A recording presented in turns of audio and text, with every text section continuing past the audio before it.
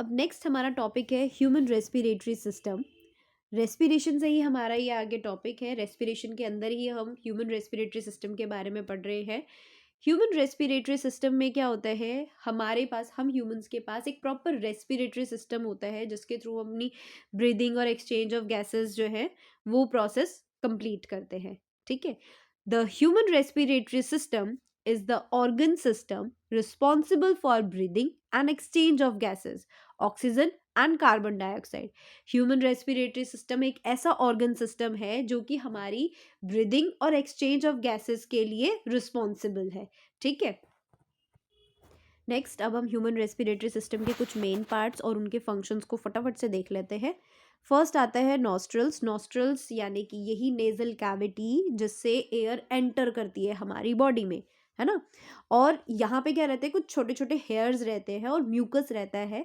ये जो हेयर और म्यूकस है ये क्या करता है, ये डस्ट को फिल्टर कर देता है और जर्म्स को भी। ठीक है। तो जो डस्ट है, जर्म्स है, उसको ये फिल्टर आउट कर देते हैं। नेक्स्ट, ये जो नॉस्ट्रल्स हैं इसी में जो एयर है उसको मॉइस्ट किया जाता है और वार्म किया जाता है। ठीक है। नेक्स्ट आता है फेरिंग्स। नेक्स्ट आता है फेरिंग्स। फेरिंग्स जैसे हम थ्रोट भी बोलते हैं।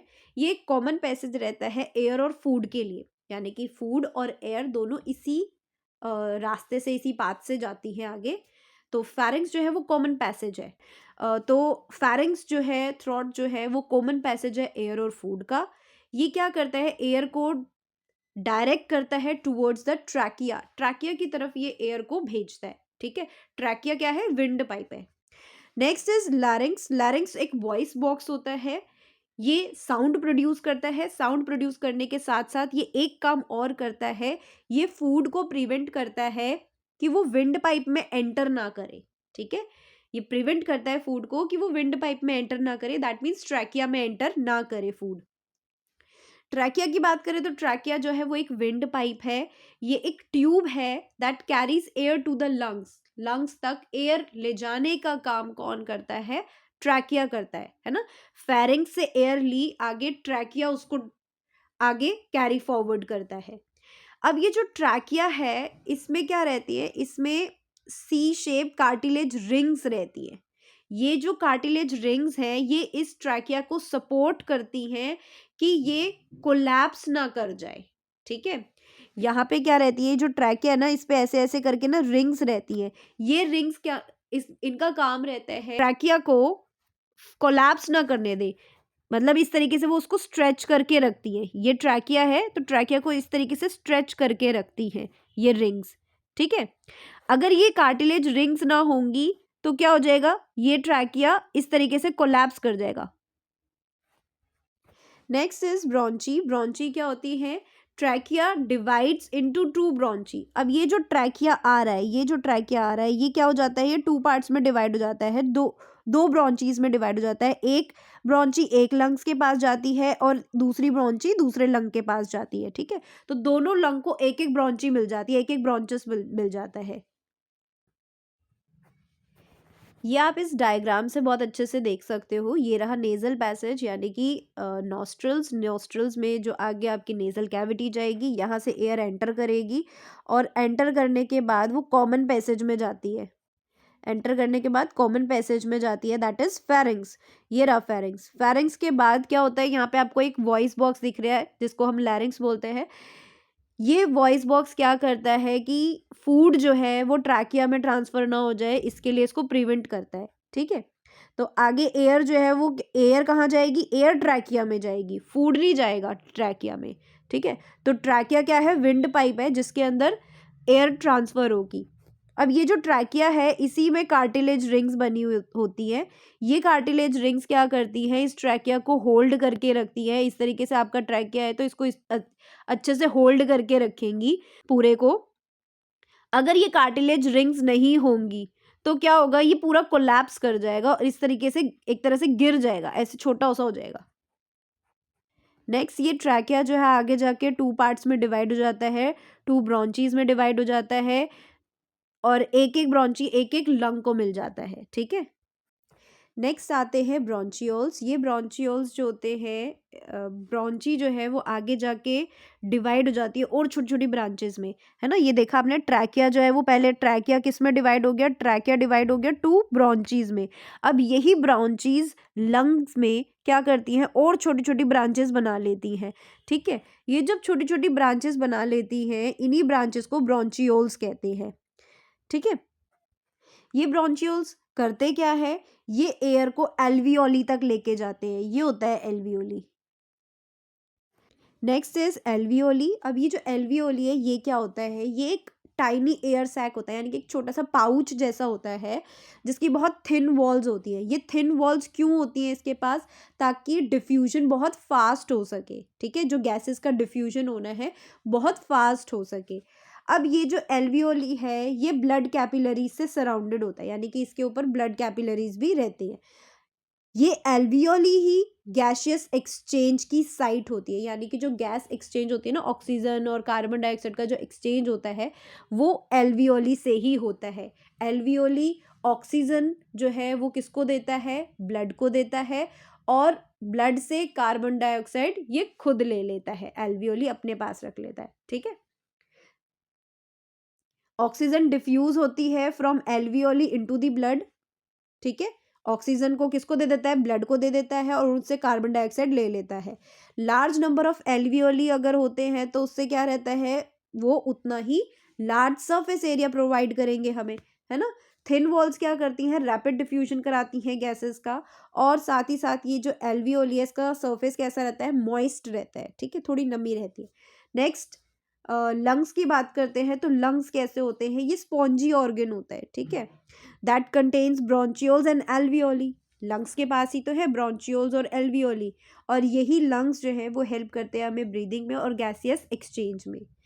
इसके अलावा एक डायफ्राग्राम भी होता है ऑर्गन। ये क्या होता है? ये एक डूम शेप मसल्स होती है, डूम शेप मसल रहती है जो लंग के बिलो होती है। ये आप देख सकते हो, ब्राउन कलर का इस तरीके से आपको दिख रहा है, ठीक है? डूम शेप रहती है, और इसका काम क्या है? इसका फंक्शन है कि ये इनहेलेशन और एक्सहेलेशन में हेल्प करता है। अब आप इस डायग्राम से क्लियरली देख सकते हो, ये ब्रोंची है, और ये ब्रोंची जो है वो आगे डिवाइड हो गया और छोटे छोटे कंपार्टमेंट्स में, और छोटे छोटे इन्होंने ब्रांचेस बना लिए हैं। इन छोटी छोटी ब्रांचेस को ही ब्रोंचियोल्स कहते हैं, और इन्हीं ब्रोंचियोल्स के साथ अटैच होते हैं, जो आपको दिख रहा है ना, छोटे छोटे बल्ब जैसी चीज़ें दिख रही है ना, ये क्या है? ये ही आपकी एल्वियोलीज हैं, ठीक है? तो ये एल्वियोलिस फिर आपको यहाँ पे बड़ा करके दिखाया है। ये एल्वियोलिस क्या है? गैसियस एक्सचेंज की साइट है। गैसियस एक्सचेंज इन्हीं से होता है। और एल्वियोली की एक और खास बात है कि इनके पास क्या रहती है? इनकी थिन वॉल होती है, ताकि रैपिड डिफ्यूजन हो सके गैस का। इसके अलावा हमने डायफ्राग्राम के बारे में भी देखा। डायफ्राग्राम क्या होता है? ये जो आपको ब्राउन कलर की मसल दिख रही है ना, इसी को हम डायफ्राग्राम कहते हैं। ये हेल्प करती है ब्रीदिंग के टाइम पे, इनहेलेशन और एक्सहेलेशन के टाइम पे हमें हेल्प करती है। जब हम इनहेल करते हैं तो ये डाउनवर्ड डायरेक्शन में आ जाता है, और जब हम एक्सहेल करते हैं तो ये वापस से ऊपर चला जाता है। Next is mechanism of breathing. अब ब्रीदिंग हम कैसे करते हैं उसके बारे में देख लेते हैं, उसका मैकेनिज्म कैसे काम करता है। तो पहले हमारे पास क्या रहता है? इनहेलेशन और एक्सहेलेशन। जो ब्रीदिंग की प्रोसेस है उसमें दो चीज़ें आती है, एक इनहेलेशन और एक एक्सहेलेशन। इनहेलेशन जिसमें हम इनहेल करते हैं, और इनहेल हम क्या करते हैं? ऑक्सीजन का हम इनहेल करते हैं। एक्सहेल जिसमें हम एग्जिट कराते हैं। एग्जिट किसको कराते हैं? कार्बन डाइऑक्साइड को एग्जिट कराते हैं, ठीक है? तो इनहेलेशन की बात करें, इनहेलेशन में क्या होता है? डायफ्राग्राम कॉन्ट्रैक्ट हो जाता है एंड मूव्स डाउनवर्ड, ठीक है? ये आप देख रहे हो, डायफ्राग्राम जो है वो क्या हो रहा है? डायफ्राग्राम क्या हो रहा है? वो डाउनवर्ड डायरेक्शन में आ रहा है, ठीक है? नीचे की तरफ वो मूव कर रहा है। चेस्ट कैविटी क्या हो जाती है? एक्सपैंड कर जाती है। क्यों? क्योंकि हम ऑक्सीजन को अंदर लेके आ रहे थे, यानी कि एयर को हम अंदर ला रहे हैं, तो हमारी चेस्ट कैविटी कैसी हो जाएगी? एक्सपैंड हो जाती है, और एयर एंटर करती है लंग्स में, ठीक है? एक्सहेलेशन के टाइम पे क्या होता है? जो डायफ्राग्राम है वो फिर से रिलैक्स हो जाता है, और फिर से वो ऊपर की तरफ चला जाता है, ठीक है? अपवर्ड मूव कर जाता है, और जो चेस्ट कैविटी है वो वापस से रिड्यूस हो जाती है, और एयर जो थी हमारे लंग्स में उसको पुश्ड आउट किया जाता है, यानी कि उसको बाहर निकाल दिया जाता है। अब ह्यूमन रेस्पिरेटरी सिस्टम की इम्पोर्टेंस क्या है? ह्यूमन रेस्पिरेटरी सिस्टम की इम्पोर्टेंस है कि ये हमें ऑक्सीजन सप्लाई करता है। ऑक्सीजन किस लिए चाहिए हमें? रेस्पिरेशन करने के लिए, है ना। रेस्पिरेशन में क्या हो रहा है? फूड का ब्रेक डाउन हो रहा है, और उसी फूड को ब्रेक डाउन करने के लिए, यानी कि ग्लूकोज को ब्रेक डाउन करने के लिए हमें ऑक्सीजन चाहिए, है ना। तो वो जो ऑक्सीजन है वो हमें कहाँ से मिलेगी? ब्रीदिंग से मिलेगी। Removes carbon dioxide, carbon dioxide जो कि हमारे लिए वेस्ट है उसको ये रिमूव करता है हमारी बॉडी से, प्लस ये हमारी स्पीच में भी हेल्प करता है, ठीक है। तो इसीलिए हमारे लिए ब्रीदिंग जो है वो इम्पॉर्टेंट है, ह्यूमन रेस्पिरेटरी सिस्टम जो है वो इम्पॉर्टेंट है। नेक्स्ट अब हमारे पास एक क्वेश्चन आता है कि जो एनिमल्स हैं जिनकी बॉडी का साइज लार्ज है ना, वो डिफ्यूजन क्यों नहीं यूज कर सकते? डिफ्यूजन प्रोसेस का यूज क्यों नहीं कर सकते? जैसे अमीबा जो है वो एक स्मॉल साइज, एक यूनिसेल्युलर ऑर्गेनिज्म है ना। वो क्या करता है? वो गैशियस एक्सचेंज कैसे करता है? वो तो डिफ्यूजन का यूज करके कर लेता है, फटाफट से डिफ्यूजन किया और उसको जो गैसियस एक्सचेंज करना था वो कर लिया फटाफट, है ना। लेकिन जो हम जैसे लार्ज बॉडी साइज एनिमल्स होते हैं वो डिफ्यूजन का यूज क्यों नहीं कर सकते? ठीक है। तो जो लार्ज साइज एनिमल्स होते हैं वो ऑक्सीजन को डिफ्यूजन से यूज नहीं कर सकते, क्योंकि इस प्रोसेस में उनकी सभी बॉडी सेल्स को ऑक्सीजन मिल ही नहीं पाएगा, यानी कि हर सेल के पास से गैसियस एक्सचेंज हो ही नहीं पाएगा, सबकी रिक्वायरमेंट फुलफिल नहीं हो पाएगी। और जो डिफ्यूजन है वो सिर्फ कब काम कर पाता है? जब शॉर्ट डिस्टेंस उसको ट्रैवल करना है, ठीक। तो डिफ्यूजन जो है वो कब काम कर सकता है इफेक्टिवली? वो सिर्फ और सिर्फ शॉर्ट डिस्टेंसेस के लिए ही काम कर सकता है, ठीक है। तो जो बड़े साइज के ऑर्गेनिजम्स होते हैं, बड़े साइज के एनिमल्स होते हैं, उनको एक प्रॉपर रेस्पिरेटरी सिस्टम चाहिए होता है जिसके थ्रू वो अपनी ऑक्सीजन की रिक्वायरमेंट को सभी बॉडी सेल्स तक फुलफिल करा सके, ठीक है। इसके लिए ये जो लार्ज बॉडी साइज ऑर्गेनिजम्स होते हैं ये रेस्पिरेटरी पिगमेंट का यूज करते हैं ऑक्सीजन को एफिशिएंटली ट्रांसपोर्ट कराने के लिए। तो नेक्स्ट हीमोग्लोबिन। हीमोग्लोबिन ह्यूमंस का रेस्पिरेटरी पिगमेंट है जो ऑक्सीजन को ट्रांसपोर्ट करता है, ठीक है। तो ह्यूमंस में जो रेस्पिरेटरी पिगमेंट है वो कौन सा है? हीमोग्लोबिन। ये हीमोग्लोबिन कहाँ पे पाया जाता है? ये रेड ब्लड कॉर्पिकल्स में पाया जाता है। रेड ब्लड सेल्स कह दो, रेड ब्लड कॉर्पिकल्स कह दो, ठीक है। इस हीमोग्लोबिन को क्या है कि ये इसकी हाई एफिनिटी है फॉर ऑक्सीजन, यानी कि इसको ऑक्सीजन से बहुत अफेक्शन है, ठीक है। ये ऑक्सीजन के साथ अटैच कर जाता है। It picks up oxygen from lungs, तो ये क्या करता है? लंग्स से ऑक्सीजन को ले लेता है और फिर उसको ट्रेवल कराता है। Carry oxygen to body tissues that need oxygen. इसने ऑक्सीजन को लंग से लिया, फिर उसको ट्रैवल कराता है, कहाँ तक लेके जाता है? बॉडी टिश्यूज़ के पास लेके जाता है। तो जहाँ पे भी ऑक्सीजन की नीड होती है, जिन भी बॉडी टिश्यूज़ को ऑक्सीजन की नीड होती है उनके पास ही उस ऑक्सीजन को दे देता है, रिलीज़ कर देता है ऑक्सीजन को उन टिश्यूज़ के पास, ताकि वो टिश्यूज़ रेस्पिरेशन कर सके, ठीक है। नेक्स्ट अगर हम बात करें तो कार्बन डाइऑक्साइड को कौन ट्रांसपोर्ट करता है? ऑक्सीजन को तो हीमोग्लोबिन ट्रांसपोर्ट कर रहा है ना। तो कार्बन डाइऑक्साइड कैसे ट्रैवल करती है या कैसे ट्रांसपोर्ट होती है? कार्बन डाइऑक्साइड जो है वो वाटर में ज़्यादा सॉल्युबल है, जबकि ऑक्सीजन वो वाटर में इतनी सॉल्युबल नहीं है, ठीक है। तो कार्बन डाइऑक्साइड का जो ट्रांसपोर्टेशन है वो मैक्सिमम होता है ब्लड प्लाज्मा से। ये जो कार्बन डाइऑक्साइड है ये ब्लड प्लाज्मा में डिसॉल्व हो जाती है और उसी ब्लड ब्लड प्लाज्मा के थ्रू ही ये ट्रांसपोर्ट होती है। बहुत कम अमाउंट कार्बन डाइऑक्साइड का हीमोग्लोबिन भी कैरी करता है, ठीक है। मतलब थोड़ा सा कार्बन डाइऑक्साइड को ये भी हीमोग्लोबिन भी ट्रांसपोर्ट करा देता है, लेकिन मैक्सिमम जो है वो ब्लड प्लाज्मा के थ्रू ही ट्रांसपोर्ट करती है कार्बन डाइऑक्साइड। नेक्स्ट आगे हम बात करते हैं रेस्पिरेशन इन प्लांट्स की, कि प्लांट्स कैसे रेस्पायर करते हैं। तो प्लांट्स जो है उनके पास कोई रेस्पिरेटरी ऑर्गन नहीं होता, ठीक है। तो इनकी जितनी भी लिविंग सेल्स है ना वो सब रेस्पायर करती है। तो ऑल लिविंग सेल्स क्या करती है? वो रेस्पिरेशन करती है प्लांट्स में। अब ये जो रेस्पिरेशन है ये डे और नाइट सारा रेस्पिरेटरी ऑर्गन नहीं है, तो सारी लिविंग सेल्स को रेस्पिरेशन करना पड़ता है। और ये डे और नाइट पूरा दिन चलती रहती है रेस्पिरेशन इनकी। रेस्पिरेशन से इनके पास भी एनर्जी रिलीज होती है एटीपी की फॉर्म में, ठीक है।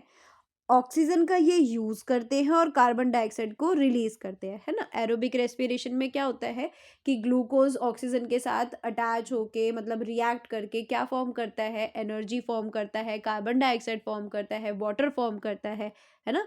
तो कार्बन डाइऑक्साइड रिलीज़ होती है एरोबिक रेस्पिरेशन में।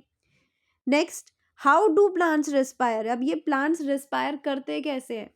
इनके पास कोई रेस्पिरेटरी ऑर्गन तो है नहीं, जैसे कि हमारे पास लंग्स थे, इनके पास तो नहीं है। तो ये क्या करते हैं, ये गैसियस एक्सचेंज करते हैं, कैसे? डिफ्यूजन से। हमने क्या पढ़ा था कि जो लार्ज ऑर्गेनिजम्स हैं वो क्या करते हैं, वो डिफ्यूजन का यूज़ नहीं कर सकते, उनके उनको एक रेस्पिरेटरी पिगमेंट की नीड होती है ना? जैसे कि हम लोग क्या करते हैं, हम हीमोग्लोबिन रेस्पिरेटरी पिगमेंट है उसका यूज़ करते हैं। लेकिन ये जो प्लांट्स हैं इनके पास ना रेस्पिरेटरी ऑर्गन है ना रेस्पिरेटरी पिगमेंट है, तो ये कैसे गैसियस एक्सचेंज करते हैं, ये डिफ्यूजन से गैसियस एक्सचेंज करते हैं। ठीक है, अब इनका गैस एक्सचेंज कहाँ कहाँ से होता है? स्टोमेटा से होता है, लेंटिसेल से होता है और रूट हेयर से होता है। स्टोमेटा जो कि आपको मैं पहले ही बता चुकी हूँ क्या रहते हैं, लीव्स पे छोटे छोटे होल्स रहते हैं ना, पोर्स रहते हैं छोटे छोटे, उन्हीं को हम स्टोमेटा कहते हैं। ये जो स्टोमेटा है ये क्या करते हैं, ये ऑक्सीजन को अलाउ करते हैं एंटर करने के लिए और कार्बन डाइऑक्साइड को एग्जिट कराते हैं। नेक्स्ट, लेंटिकल्स क्या होते हैं, ये आपने देखी होगी जो वुडी स्टेम सी होती है ना, उन पे छोटे छोटे से होल्स बन जाते हैं। ठीक है, ये जो छोटे छोटे से होल्स होते हैं इन्हीं के थ्रू गैसेस एक्सचेंज भी होता है। ठीक है, नेक्स्ट अगर हम बात करें रूट हेयर्स की, तो रूट हेयर्स क्या होते हैं, रूट हेयर्स जो रूट रहती है, रूट पे छोटे छोटे से, जैसे ये आपके पास रूट है, ठीक है, इन्हीं रूट्स पे क्या हो जाते हैं, छोटे छोटे रूट हेयर्स निकल आते हैं। ये रूट हेयर्स भी क्या करते हैं, ऑक्सीजन को एब्जॉर्ब करते हैं और कार्बन डाइऑक्साइड को रिलीज करते हैं। ये ऑक्सीजन को एब्जॉर्ब कहाँ से करते हैं, जो सॉइल में थोड़ा थोड़ा एयर का स्पेस रहता है वहाँ से ऑक्सीजन को एब्जॉर्ब कर लेते हैं। ठीक है, प्लांट्स जो रेस्पायर करते हैं वो ऑल द टाइम करते हैं, यानी कि डे नाइट वो ये कुछ नहीं देखते कि दिन हो रहा है रात हो रही है, रेस्पिरेशन वो पूरा दिन करते हैं। ठीक है, लेकिन जो फोटोसिंथेसिस है वो सिर्फ और सिर्फ डे लाइट में होती है, यानी कि सिर्फ फोटोसिंथेसिस दिन में होती है, लेकिन रेस्पिरेशन पूरा दिन चलती है, डे भी और नाइट भी। क्यों? क्योंकि फोटोसिंथेसिस के लिए क्या चाहिए, लाइट चाहिए, है ना, सनलाइट चाहिए, तभी तो फोटोसिंथेसिस हो सकती है। अब रात को तो सनलाइट होती ही नहीं है, तो इसलिए फोटोसिंथेसिस रात को नहीं हो सकती। लेकिन रेस्पिरेशन के लिए तो ऑक्सीजन चाहिए जो कि उनको मिल जाती है, इसलिए वो रेस्पिरेशन पूरा दिन कर सकते हैं।